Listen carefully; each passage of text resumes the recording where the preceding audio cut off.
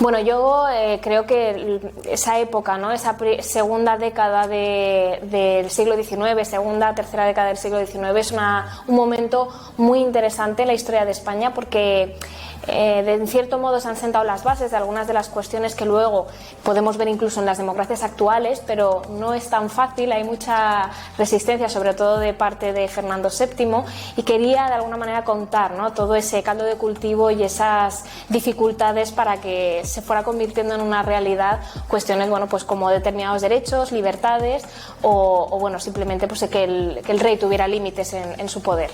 Pero sí que me gusta, ¿no? En todas las novelas presentar diferentes personajes femeninos, además que me acompañen en el papel del protagonista y que sean de diferentes clases sociales y contar sus historias, ¿no? Porque en muchos momentos no es necesario que exista un debate público, ¿no? Y muy sonoro sobre cuáles son pues sus derechos o sus libertades para que ellas puedan contar una historia pues interesante y un viaje, ¿no? Que lleno de valentía, de gallardía y bueno, pues de aventuras. Yo creo que uno de los grandes retos, ¿no? Que se tiene cuando escribes novela histórica, por lo menos en mi caso, es eso, no caer en el presentismo, ¿no? E intentar entender que bueno, pues que ese momento pasado digamos se desarrolla en unas condiciones muy concretas y que al final yo tengo una información, unos datos, ¿no?